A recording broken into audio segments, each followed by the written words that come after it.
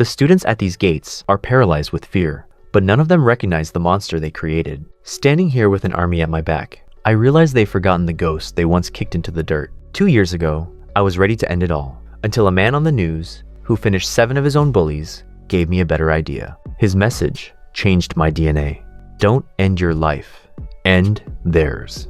Something snapped inside me. The next day, I pushed my lead tormentor into the path of a speeding truck, sending him straight to the ER. I was disowned, expelled, and left for dead on the streets, until I met Johan. He took me into his runaway family and taught me every lethal street fighting trick in the book. Today, I'm not here for an apology. I'm here for total dismantlement. The monsters who once broke me are about to find out exactly what I was thinking about while I was still at the bottom. 2 years ago, while everyone else was sweating over their exam papers, I was busy perfecting my final masterpiece, my farewell letter. I wasn't solving for X. I was detailing every agonizing second of my life in this hellhole. I figured if I was going to check out, I might as well leave a roadmap of the monsters who drove me to it. Take my last birthday, for example. Most kids get a cake. I got a supersized beating from the school's resident psychos. They treated me like a stray dog, tossing food on the floor and filming me while I ate it just for a few likes on social media. Leading the pack was Lee Durun, a guy who didn't just want to hurt me, he wanted to erase my humanity. I've tried to adapt, I really have. Humans are supposed to be the most adaptable creatures on Earth, but no matter how many times I got kicked in the ribs, I could never get used to the taste of dirt for breakfast. The worst part wasn't even the bruises, it was the eyes. The way the entire school looked at me, with a mix of pity and disgust, made me feel like I was standing naked in the middle of the hallway. I just wanted a quiet exit. I even joked to myself that if there was an award for the best written farewell letter, I'd finally win first place in something. I sat there, daydreaming about my own funeral. I imagined Durun finally paying for his sins, though I wouldn't be around to see it. Then I thought about my family. My brother, the human textbook, would probably be memorizing vocabulary words next to my casket. My sister would be scrolling through TikTok.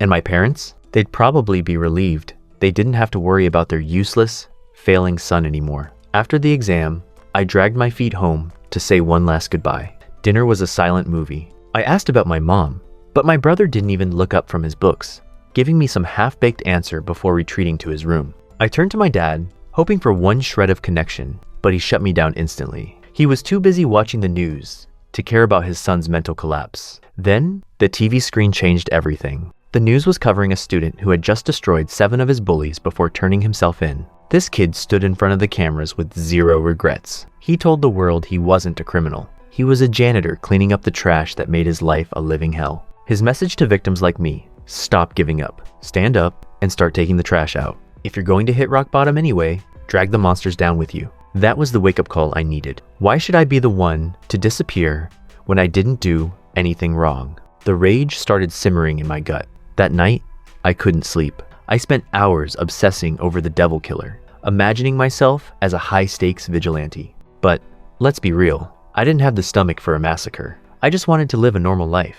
I prayed for someone, anyone, to take Durun out of the picture. But nobody was coming to save me. I had to do it myself. I grabbed a screwdriver and started stabbing a pillow, practicing the motion over and over. The target was set. Lee Durun was going down.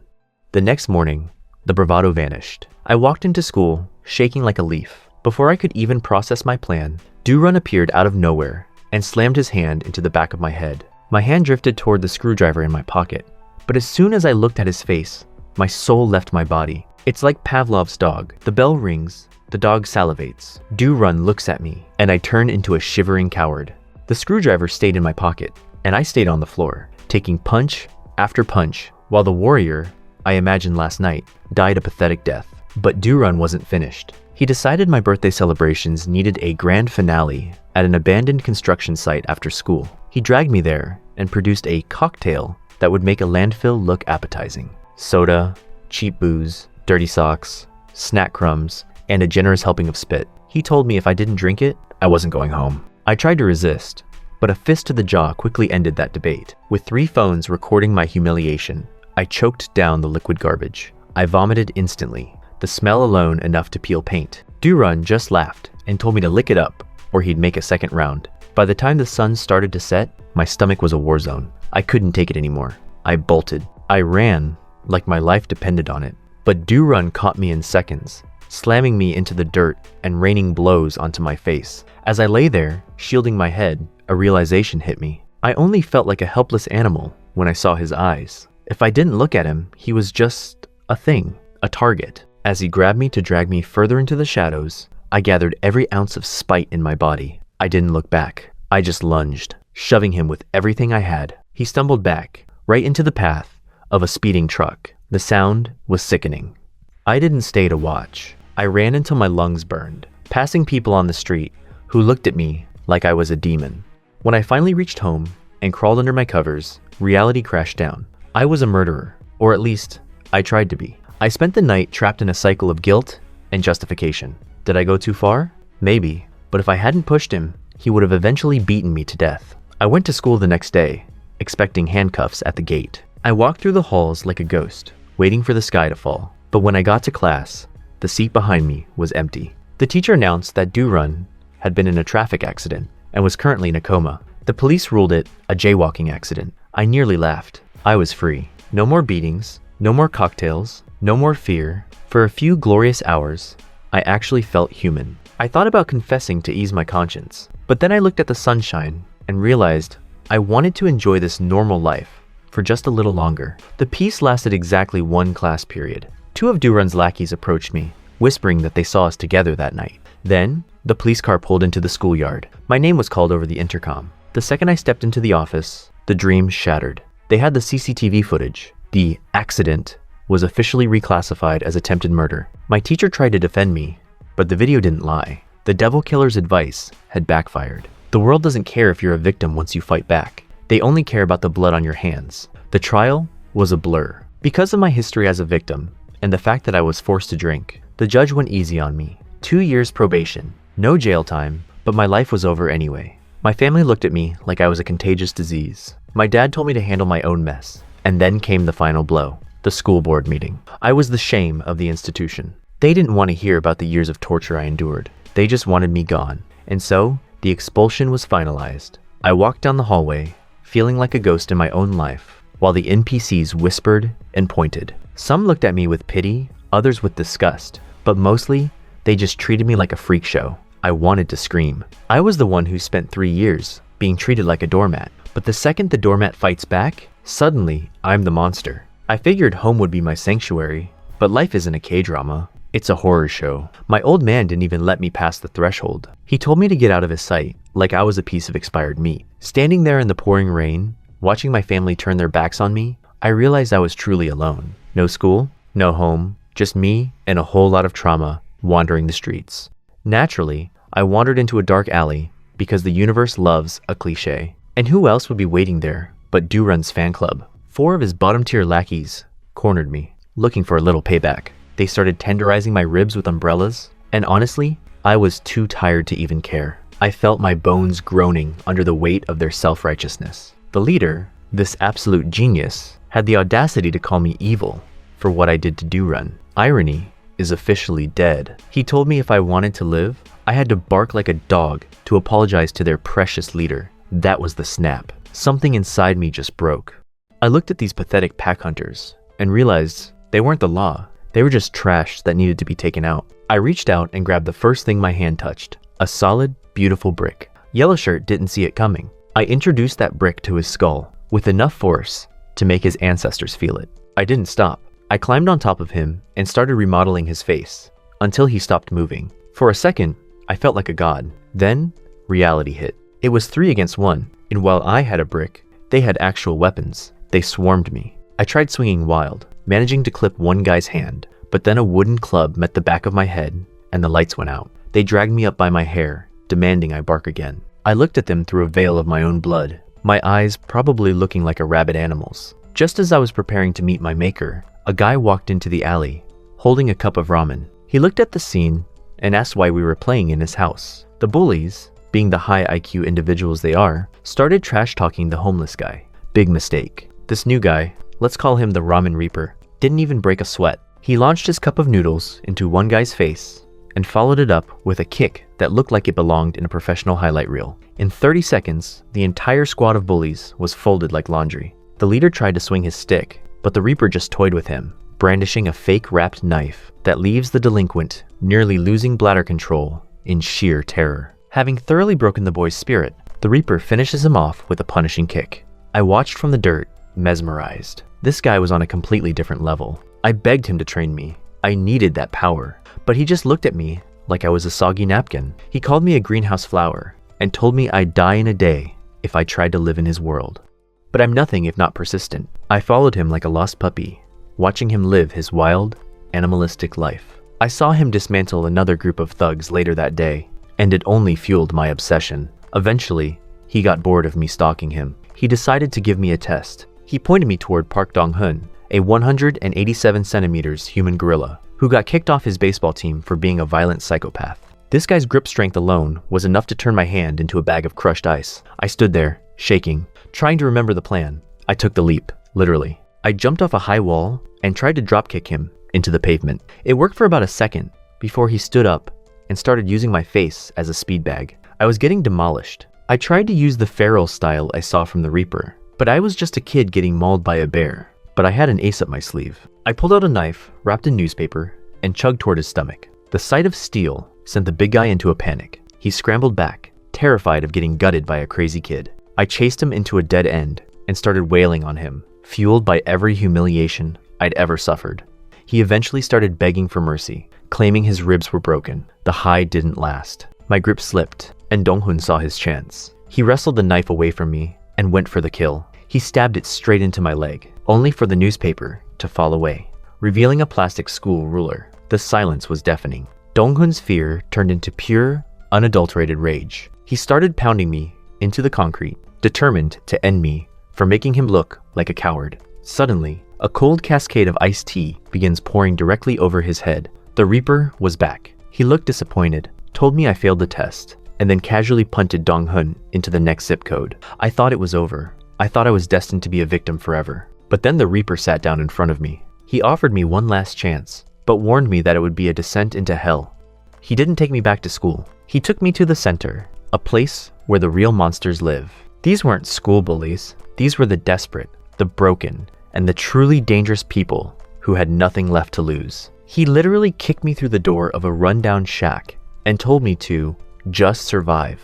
I looked up to see three of the most intimidating people I've ever seen. Two guys and a girl who looked like they'd kill me just for breathing their air.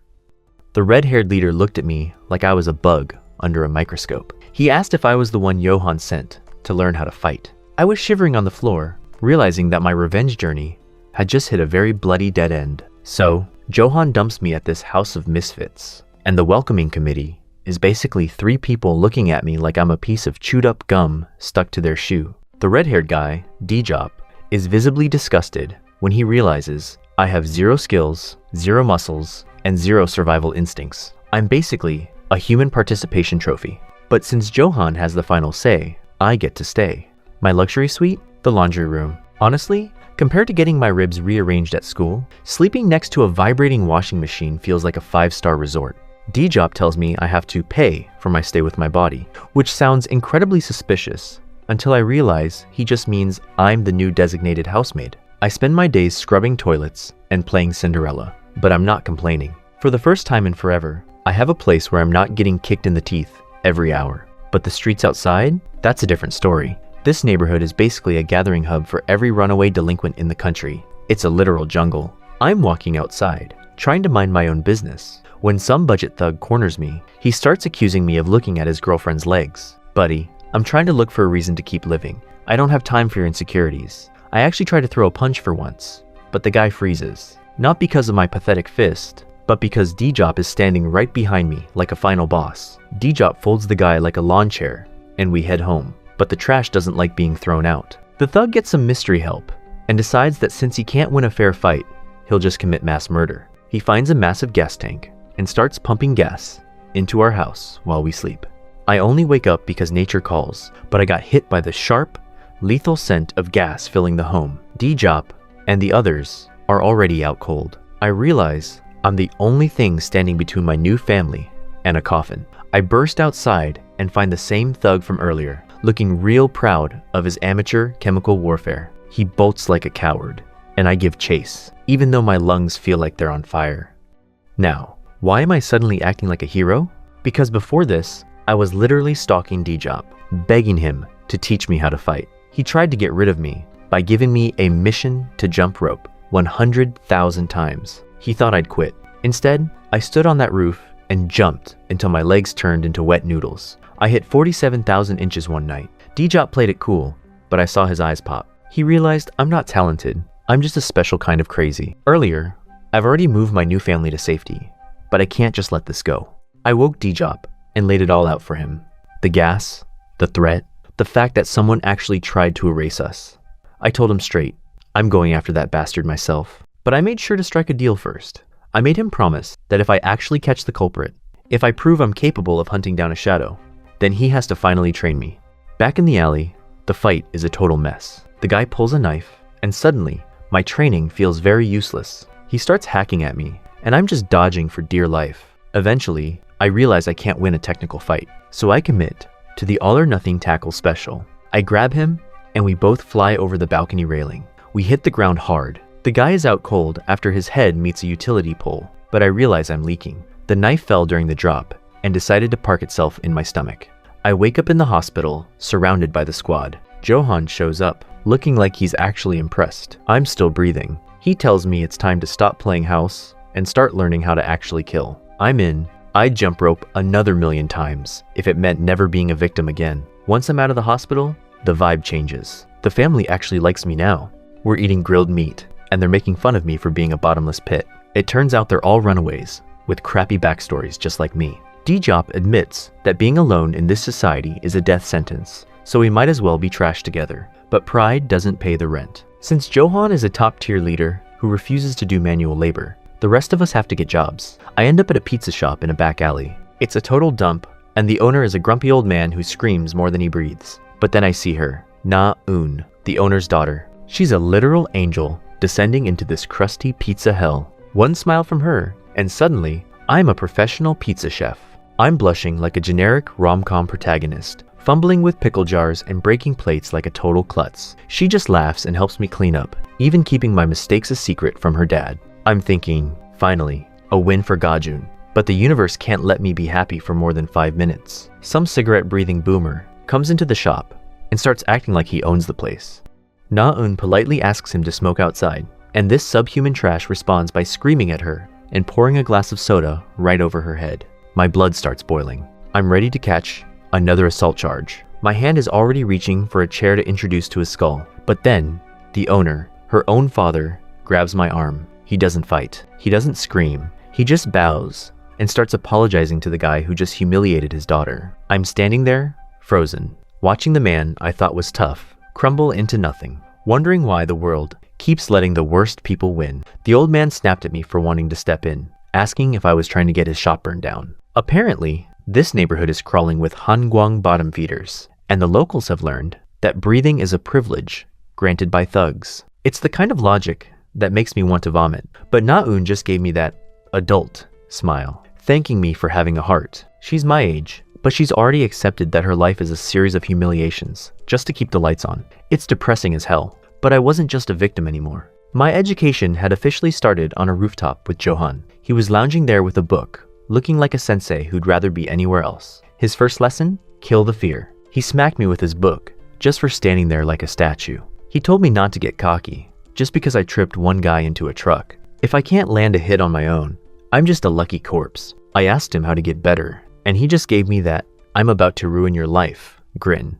The next few days were a literal nightmare. Johan had me running, jumping rope, doing squats, and some exercises that probably don't even have names. I was sweating through my clothes, while my coach sat on his ass, laughing at comic books. I finally snapped and asked if this fitness influencer routine was actually going to help me win a fight. Johan didn't even look up. He told me I'm too weak to fight fair, so I have to use the environment, use weapons, use distractions. He'd seen my clumsy swings against Donghun and realized I have the combat IQ of a goldfish. I told him I wanted to look cool, like those pro boxers on YouTube. I showed him a video, and he almost brained me with his comic. He called me an idiot for falling for the glamour of sports. He swung a hand at me, and surprisingly, I dodged it without even thinking. We both froze. Maybe the jumping rope wasn't a total waste of time. Johan's eyes lit up in a way that made me want to run for the hills. He started cracking his knuckles and decided it was time for practical application.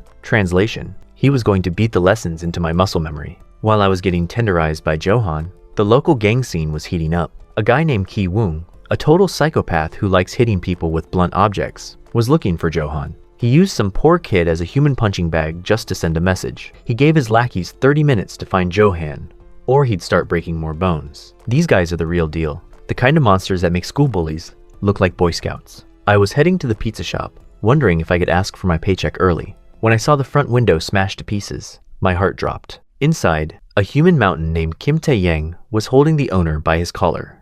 This guy was 110 kilograms of pure, unadulterated muscle. He was looking for Kim Tak, and when he saw me standing there, he treated me like a fly he wanted to swat. Na-eun told me to run, but I was done running. I looked at this giant and realized he was exactly like the trash I promised to sweep away. I tried to play it cool, telling the fat pig not to spit on the floor. Bold move for a guy who's half his weight. Tae-yang lunged, and I put Johan's first rule into play: use the furniture. I kicked a chair into his path, and the big guy went down like a sack of bricks. Now it was time for the secret move Johan taught me. He told me that a real punch starts in the heels and travels up through the waist. I visualized the textbook jab and let it fly. It landed right on his chin. Na-eun looked at me like I just turned into Superman, but this isn't a movie. My level 1 jab did about as much damage as a mosquito bite to a rhino. Tae-yang just shook it off and looked at me with pure malice. He started swinging, and the only reason I wasn't a red smear on the wall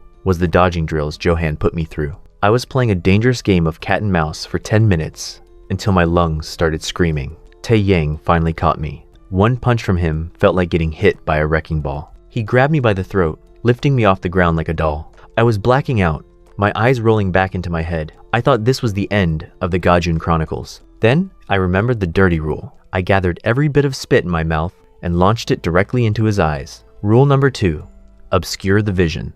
While he was blinded and cursing, I grabbed a beer bottle and smashed it across his face. I didn't stop there. I channeled every ounce of my frustration into a follow-up punch. I'd been stabbed in the gut before. A little blood on my knuckles wasn't going to stop me. I hit him with everything until the bottle shattered and the giant finally hit the floor. I stood over him, panting, and told him if he ever came back, I'd kill him. I felt like a badass for about 3 seconds before my legs gave out. But the nightmare wasn't over. 2 more of his goons showed up, looking to finish what their boss started. I tried to stand up, mumbling Johan's lessons like a prayer, ready to take them both on. That's when Kim Taek arrived. He looked at the ruined shop and his injured friends, and I've never seen a man look more ready to commit a felony.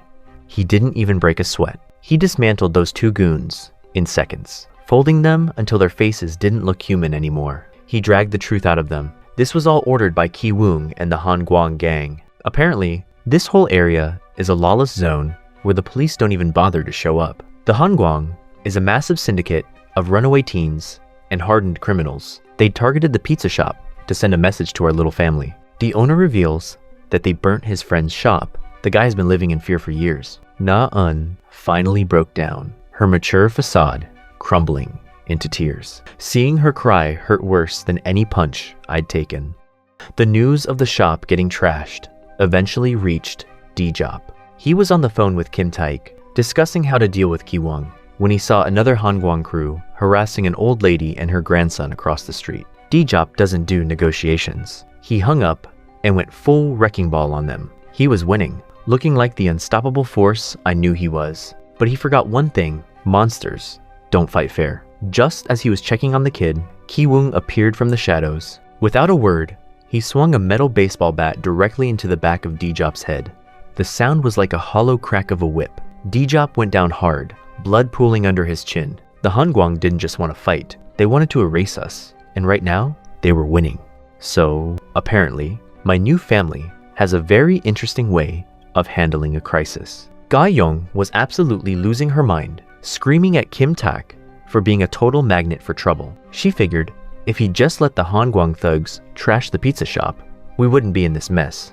Kim Tak, being the absolute legend he is, just looked her in the eye and apologized. Not for the danger, but because the pizza was just too damn good to let the shop close. Priorities, right? Songbin actually nodded along, like that was a perfectly valid tactical reason to start a gang war. Gae-young looked like she wanted to self-combust. While the adults were arguing about calories and consequences, I was just wondering where D-Jop had disappeared to. Then, the universe decided to drop a spoiler in our group chat. All 4 of our phones buzzed at the same time. It was a photo of D-Jop, looking like he'd been through a meat grinder, tied up at an abandoned construction site. The message was simple: come and get him, or he's dead. At the site, Ki-woong was busy using D-Jop's face for batting practice. He gave us 10 minutes to show up before he ended D-Jop's subscription to life. D-Jop, even while coughing up blood, managed to be the world's most sarcastic martyr, telling the guy to just do it so the rest of us would have one less mouth to feed. That's when we made our grand entrance.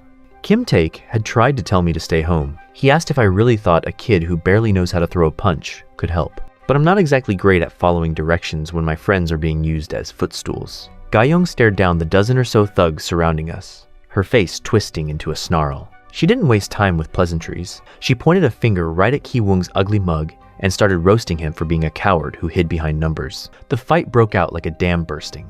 It was pure chaos. Kim Taek was a whirlwind of precision, dropping 3 guys with a single kick. Song Bin was moving like a glitch in a video game, dodging strikes and countering before the thugs could even blink. Then, 2 guys spotted me and Gae-young and thought we were the easy targets. I did the heroic thing and stepped in front of her. Big mistake. I forgot who I was dealing with. Gae-young didn't need a shield. She needed a target. She shoved me out of the way, grabbed the nearest thug by the waist, and suplexed him so hard his soul probably left through his ears. Note to self, never try to protect the girl who can bench press a refrigerator. But then, things took a sharp turn into I might actually die territory. A thug managed to get a jagged shard of glass to my throat. I could feel the cold edge pressing against my skin, drawing a thin line of blood. Ki-woong started laughing, demanding everyone kneel or watch me get my throat opened. Kim Taek stopped fighting. He stood there with his hands down, looking at the ground. Ki-woong thought he'd won. He started mocking us, saying we were weak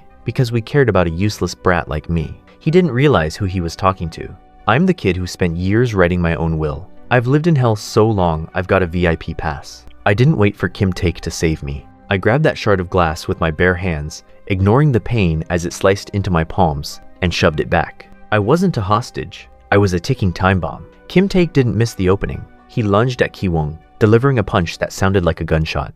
For a few glorious minutes, the momentum was completely ours, until one of the lackeys managed to pin down Kim Taek. Ki-woong was already winding up his bat to finish him off, but I intercepted him with a heavy wooden beam. I introduced it to the side of Ki-woong's head with such explosive force that the wood snapped clean in half upon impact, putting an immediate stop to his momentum. I was gasping, my heart hammering, thinking maybe, just maybe, we were going to walk out of this alive. Then, the monster truly woke up. Ki-woong's face went dark, radiating a killing intent that made the air feel like liquid lead. He looked at me, towering over my smaller frame, and asked if I really thought I was on his level. I froze. It was the school hallways all over again. My body turned into a statue of pure terror. He didn't hesitate. He swung his metal bat into my gut, sending me into a coughing fit of dry heaves and agony. I was down, paralyzed by a fear I thought I'd trained away. While I was being turned into a human floor mat, the numbers finally caught up to the rest of the crew. In less than 5 minutes, Gae-young and Songbin were overwhelmed and beaten down. Kim Taek was forced to his knees, his face a map of bruises. Ki-woong stood over us, triumphant and disgusting. He decided it was time for a little heart-to-heart. He told us we were fools for thinking we could hide at the pizza shop forever. Then came the real nightmare. He revealed he'd sent a friend to the shop, Junsung Bo, the same psycho who burned down the owner's friend's shop. He wanted us to sit there and listen while he gave the order to turn Na-eun's home into an inferno. Kim Taek started screaming, begging him to stop, but Ki-woong just pulled out his phone, a sick grin spreading across his face. I was face down in the dirt, feeling like my body was made of lead. But hearing him talk about Na-eun's shop, that pulled a trigger I didn't know I had. I crawled through the mud, ignored the kicks to my ribs, and managed to reach Ki-woong's leg. I didn't have a weapon, so I used what I had. I sank my teeth into his calf and refused to let go. He started stomping on my head. Blood was flying everywhere, but I was locked on like a rabid pit bull. I wasn't going to let him touch that shop. Ki-woong finally kicked me away and pulled out his phone to call his arsonist friend. He was grinning, ready to give the order to light the match. But when the phone picked up, it wasn't Junsung Bo's voice on the other end. It was cold, it was calm, and it was very, very familiar. Suddenly, a body was tossed into the middle of the construction site, like a sack of garbage. It was the arsonist. He looked like he'd been hit by a freight train. Then, stepping out of the shadows, was Johan. He was holding the phone, looking at the carnage around him, with eyes that could freeze boiling water. He saw his family on the ground, bleeding and broken, and the air in the room just died. Johan didn't give a speech. He didn't make a joke. He just announced that today, nobody was leaving this place without a trip to the morgue. Ki-woong, being an absolute idiot, actually looked excited to fight him. He thought his army could take one guy. He was wrong. So wrong. Johan moved through the Hangguang thugs like a scythe through wheat. It wasn't a fight. It was a massacre. I watched from the ground, realizing that everything Johan had shown me before was him holding back. This was the real monster. He was using shards of wood to pin people to the walls. He was moving so fast I couldn't even track him. Ki-woong panicked. He realized his army was disappearing in seconds. He grabbed Kim Taek again, pressing his bat against Taek's arm, threatening to snap the bone if Johan didn't stop. Most leaders would hesitate. Most people would try to negotiate. Johan just kept walking. He looked Ki-woong dead in the eye and told him to go ahead and do it. He challenged the guy to break the arm because he knew, and we knew, that the second that bone snapped, there wouldn't be enough left of Ki-woong to bury. The stakes didn't just hit the ceiling. They broke through the roof and entered orbit. So, Ki-woong actually did it. He swung that metal bat and tried to turn Kim Taek's arm into a jigsaw puzzle. He looked at Johan with this smug, I win face,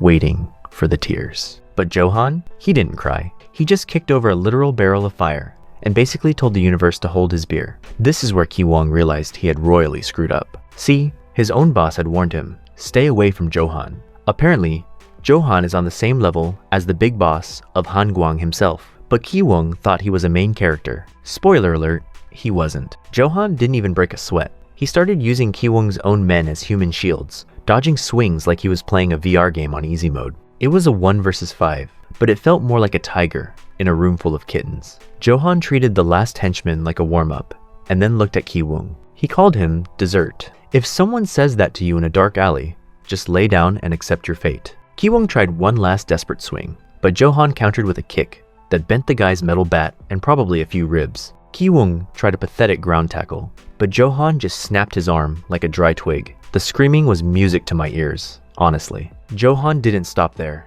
He dragged Ki-woong by the hair toward the fire. Ki-woong started begging for his life, claiming Johan was being too cruel. Are you deadass? The guy who pumped gas into a house and tried to burn down a pizza shop is talking about cruelty? Johan didn't buy the hypocrisy. He shoved the guy's face toward the embers, giving him a permanent reminder of why you don't mess with his family. The scream that followed was enough to wake the dead.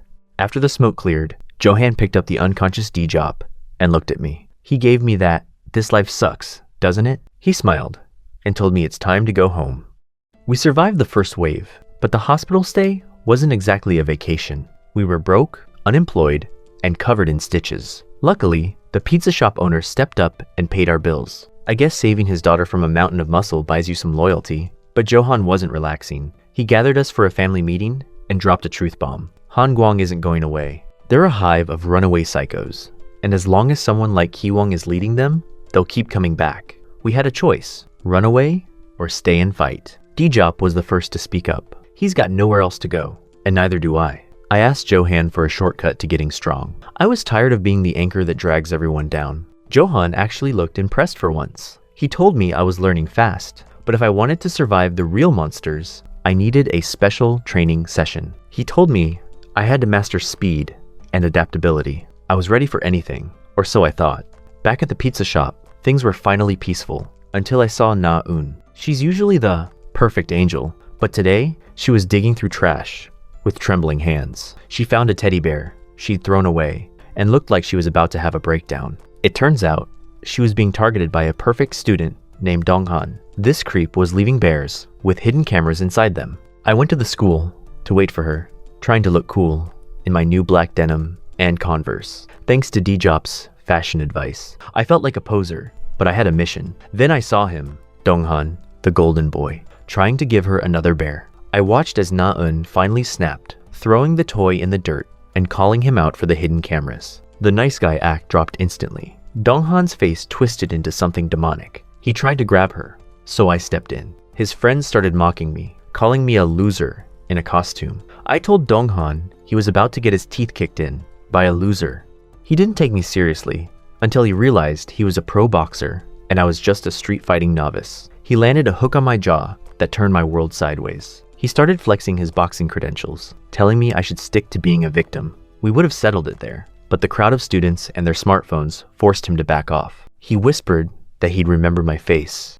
Later, at a cafe, Na-eun finally opened up. She'd been suffering in silence because she didn't want to burden her dad. Hearing her cry broke something in me. I promised her I'd handle it. I tracked Donghan to a karaoke bar where he was busy being a total scumbag to other girls. I didn't wait for a fair fight. I burst in and introduced a fire extinguisher to his friend's skull. The bathroom fight was a different beast. Donghan was fast. He was dodging my swings and landing counterpunches that had me spitting blood. I realized I couldn't outbox a boxer. I had to outdirt a dirtbag. When he lunged, I used the bathroom door as a shield, letting him break his hand against the wood. His right hand was a swollen mess, but he still tried to take me down with his left. I took the hits, waiting for the perfect moment. I remembered Johan's advice. If he leaves a gap, close it. I lunged in and locked him in a clinch. He panicked. In the ring, a clinch gets broken up by a ref. In a bathroom stall, it's a death sentence. I started unloading knees into his ribs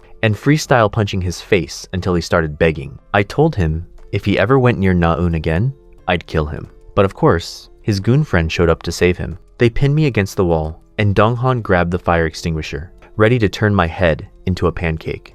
Just as I was about to get my skull ventilated by a fire extinguisher, the resident god of chaos, Johan, decided to finally clock in for work. He dropped the big guy with a single elbow that probably rearranged the dude's DNA. I was standing there, looking like a human bruise, wondering why he took so long. His feedback? He called me a decent student, but told me I'm way too soft. Apparently, winning a fight doesn't count if you leave the enemy with enough teeth to plan a comeback. He told me straight up, in this world, if you don't finish them, they'll be the ones holding the knife to your throat tomorrow. To prove his point, he decided to give the bullies a special parting gift. He didn't just beat them. He stripped Donghan and his buddies naked, forced them to pose for the most humiliating group photo in history, and told them if they ever looked at Na-eun or me again, those photos were going viral. Talk about a nude leer deterrent. I was just standing there by the door, trying to look cool while a girl named Jun watched from the hallway. I gave her a, "Move along? Nothing to see here?" She didn't seem horrified though. She looked relieved.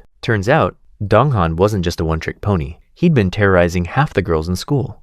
Fast forward 2 days, and the plan actually worked. Na-eun told me Donghan turned into a literal ghost at school. Quiet, terrified, and probably avoiding every camera lens in a 5-mile radius. I felt like a hero, but Johan was already bored. While Na-eun and I were sharing a thank you pizza, I realized the rabbit hole went much deeper. Donghan wasn't the boss. He was just a symptom. There's a whole digital ecosystem of these creeps. A massive group chat where they trade victims like Pokemon cards. The school we were dealing with, Yongran High, was basically a factory for human trash. While I was processing that, the Hohentaik crew, the real heavy hitters, decided to kidnap Jiyeon to find out who turned Donghan into a meme. They were about to start remodeling her face when Johan wandered in, acting like a lost, hungry hobo asking for tuna mayo. The thugs thought he was an easy target. Poor idiots. Johan cried for help, which was my cue to drop from the rafters wearing a mask. This was my midterm exam.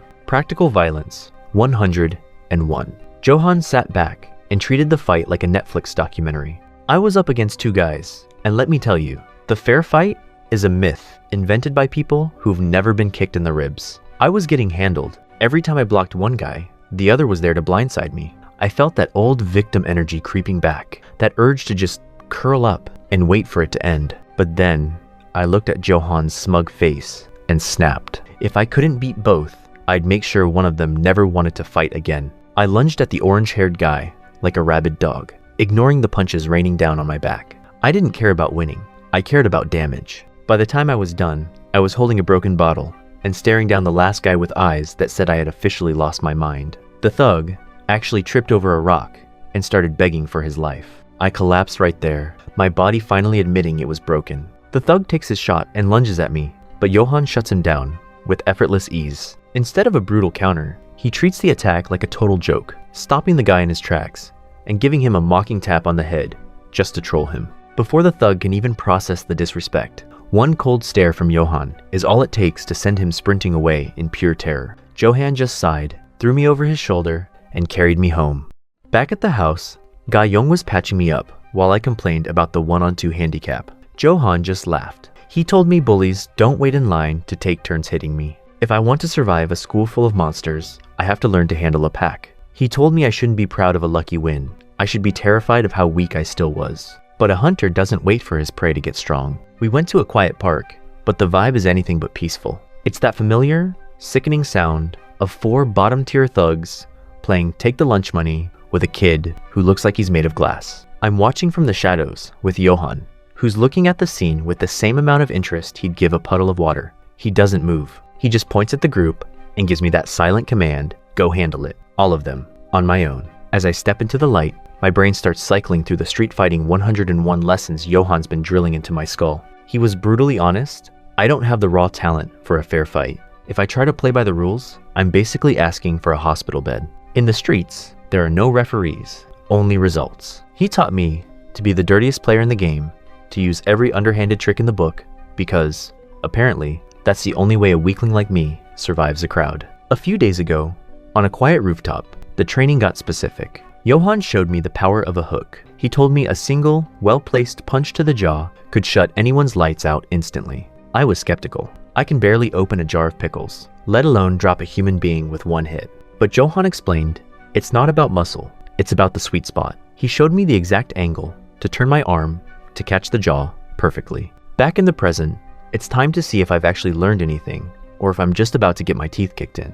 I lunge at the group and let the first punch fly. It connects. Pure luck or perfect form, I don't care. The first bully's eyes roll into the back of his head, and he hits the pavement like a sack of wet flour. Out cold. The other 3 freeze, their brains trying to process how the easy target just deleted their friend. I don't give them time to think. I swing for a second target, but the adrenaline turns my coordination into hot garbage. My aim slips, I miss the jaw, and the guy stays standing. Big mistake. Before I can reset, the third guy hammers me from behind, sending me face first into the dirt. Suddenly, the hero moment is over. They're all over me, raining down kicks like they're trying to tenderize steak. They even pause to mock the kid they were robbing, asking if I'm his friend. When the poor kid stammers that he's never seen me before, the thugs actually look confused. They can't wrap their heads around someone being this stupid for a stranger. Bruised and pinned, I hear Johan's voice in my head again, probably laughing at me. He warned me that fighting a group is a death sentence for a rookie. If you don't drop at least half of them before they can react, you're finished. Once 3 or more people are ready for you, proper fighting is a myth. In that situation, Johan's advice was simple: run. So, I run. The 3 bullies give chase, their laughter turning into genuine frustration as I lead them on a marathon through the park. I start using the environment like a weapon. I pull a sharp maneuver around a corner, causing one of them to trip and eat the pavement hard. With the numbers thinning, I lure another one in close. Just as he reaches out to grab me, I pivot and deliver a crushing hook, another one down. I bolt again, my stamina actually holding up long enough to outpace the final 2. Frustrated, they decide to split up to hunt me down. They think they're the predators, but the roles just shifted. I start stalking them from the shadows. I find my first target and swing a heavy hook. But this guy is different. He's fast. He blocks the punch and counters with a professional level roundhouse kick that sends me reeling. I try to fight back, but his kicks are punishing. He beats me to the ground and starts stomping, demanding to know why I'm even doing this. I stay silent. I can't exactly tell him he's just live-action target practice for my training. I endure the beating until he gets bored and calls his buddy over to finish me off. That's when something inside me snaps. I reach for a rock on the ground, the ultimate equalizer. I lunge upward and start smashing it into his face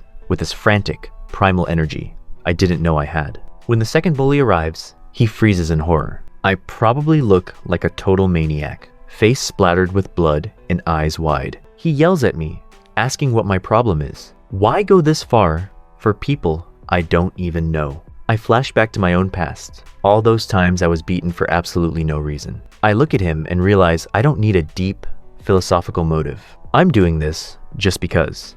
Limping and completely exhausted, I advance on him and smash the rock into his hand. Terrified by the sheer insanity of the attack, the guy turns and flees for his life. I try to follow, but my body finally hits its limit and gives out. The fleeing coward doesn't get far though. Johan steps out of the shadows, and trips him like he's an annoying pebble. He just wanted to ask where the hoodie guy was, but when the bully tries to lash out, Johan doesn't even flinch. One effortless punch, and the guy is dreaming. Johan coolly tells the unconscious body that if he wants to find me, he should just look back where he came from. Johan finds me limping toward him. He asks why one of them managed to get away, and I admit I ran out of energy and that one of them was surprisingly strong. Johan actually laughs, giving me a rare bit of praise. I'm not a loser anymore, but he follows it up with a reality check. I'm still miles away from the monsters in the runaway family.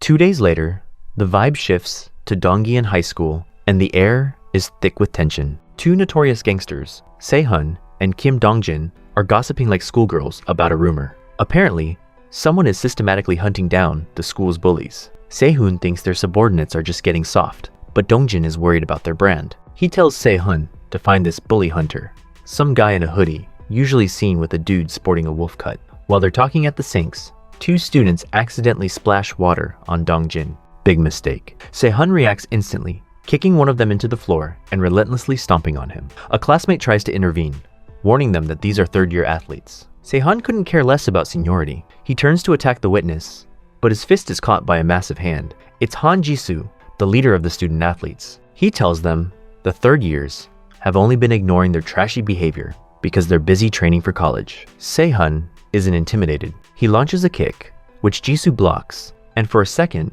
it looks like the giant is going to win. But Se-hun is a degenerate fighter. He spits directly into Jisoo's eyes to blind him, follows up with a kick to the face, and grabs a nearby pipe. He strangles Jisoo and repeatedly smashes his head against the porcelain sink until the basin is filled with blood. Jisoo drops like a stone. Se-hun is a monster, and word is, Dongjin is even worse. Later that evening, the violence feels worlds away. I'm on an unofficial date with Non, walking through the city. For a second, I feel a rare sense of peace. Life's been a nightmare since I ran away, but moments like this almost make it feel worth it. Of course, the universe can't let me be happy for more than 5 minutes. I spot a scene in a side alley. Two bullies beating up a defenseless victim. I hesitate.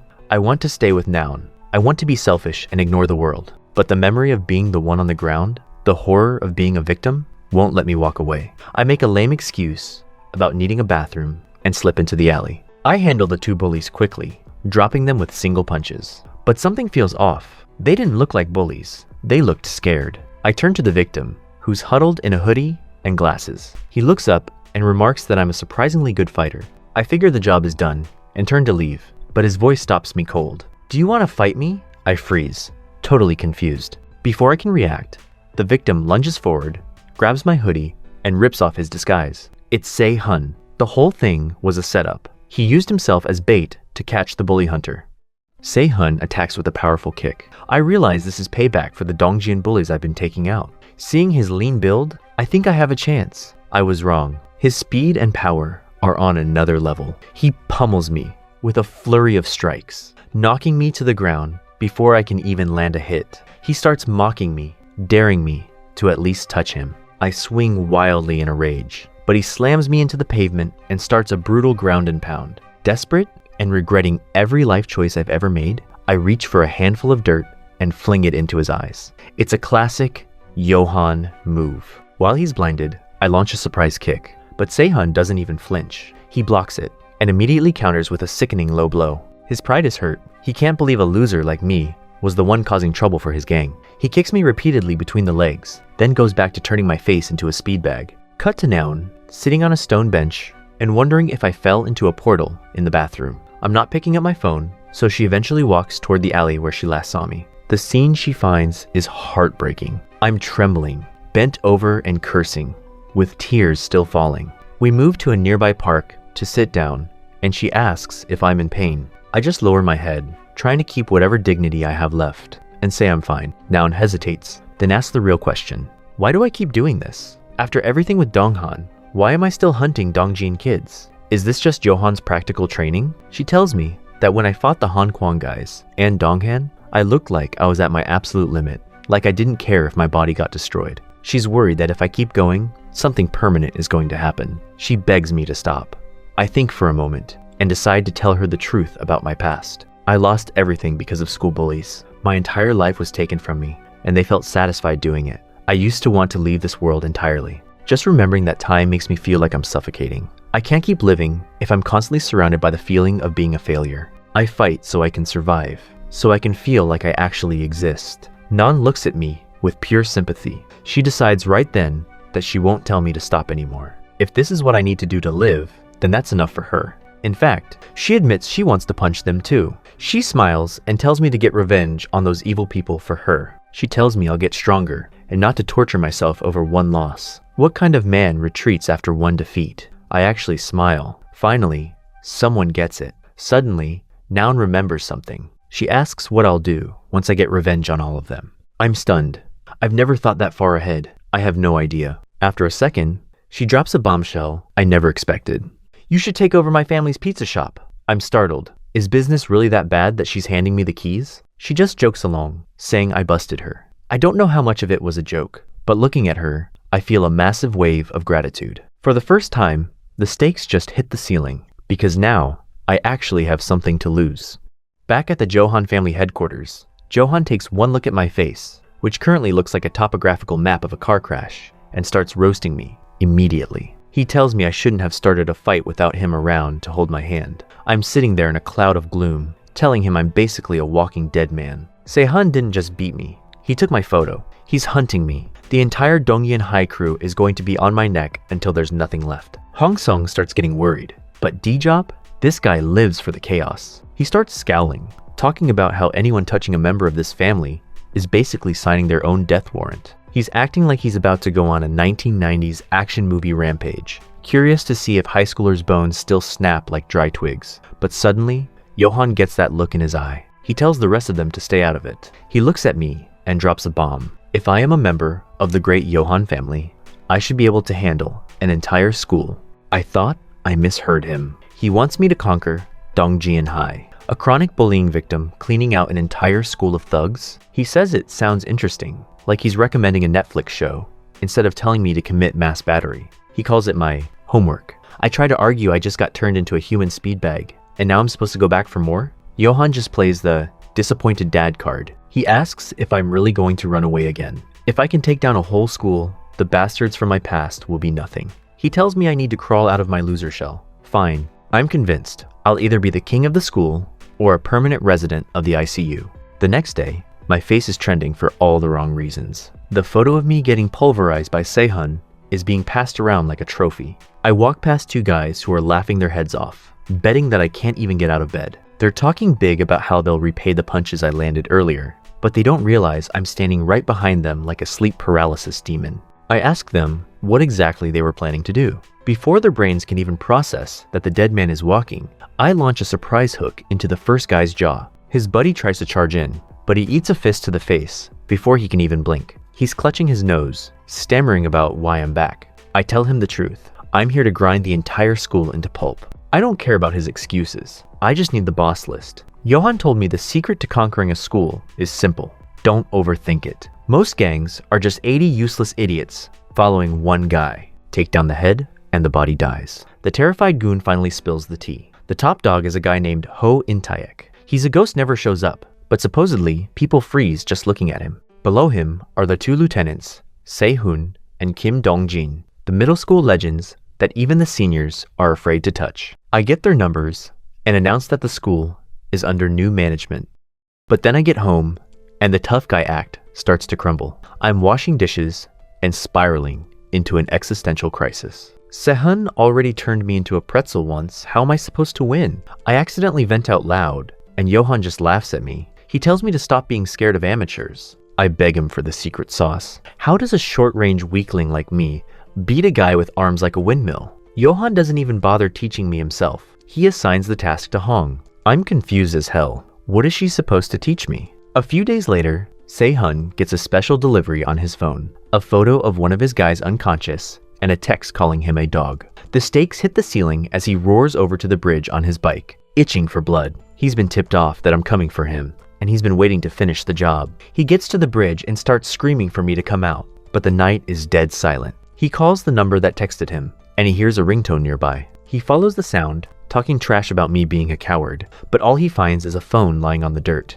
That's when I emerge from the shadows, but then I get home, I throw a surprise punch, and even though he dodges it with that freakish speed, I don't panic. Everything is going exactly to plan. The secret Hong taught me was simple. Don't let the long-armed freak keep his distance. I crowd his space, throwing threatening punches just to keep him off balance. And then I dive for the one thing he isn't defending, his lower body. In an instant, I've tackled him. Suddenly, the invincible Se-hun is on his back in the dirt. Johan's voice rings in my head. The fight is already over. On the ground, his reach advantage is 0. I snatch up a phone, raise it high like a weapon, and look down at him. This time, the trophy isn't going to be a photo of me. For the first time, the king of Jungran looked scared. The momentum had shifted, and I was just getting started. Se-hun wasn't just a long-limbed freak. He was a dirty fighter. He literally shoved his fingers into my mouth and tried to rip my jaw open like he was opening a bag of chips. Blood was spraying everywhere, and for a second, I thought I'd be eating through a straw for the rest of my life. He stood there smirking,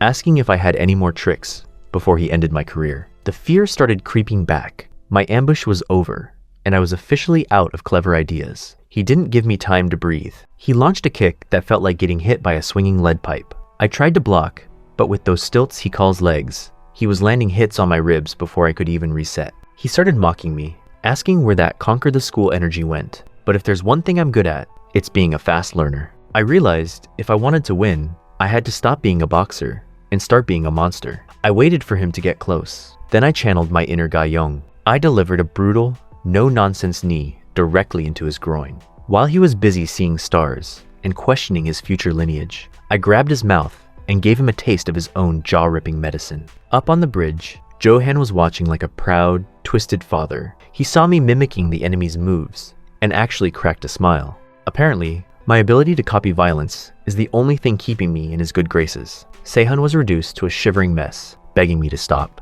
He actually had the nerve to say I was the one who started it. The irony was so thick I could have choked on it. I was ready to finish him off when suddenly the world turned bright white. Headlights. A motorcycle was screaming toward us at 60 miles an hour. I was a deer in the headlights, frozen, waiting to become a hood ornament. But Johan's reflexes are inhuman. He snagged my hoodie and yanked me back just as the tires screeched where my head had been a second ago. Out stepped Kim Dong-jin, the supposed top dog of the school. Johan looked at the newcomer and gave me a cryptic grin. He told me not to let anyone interrupt my solo. And then, I kid you not, he just turned around and ran away. I thought he was ditching me, but he was just clearing the stage. Now I was stuck in a 2-on-1 against Se-hun and Dong-jin.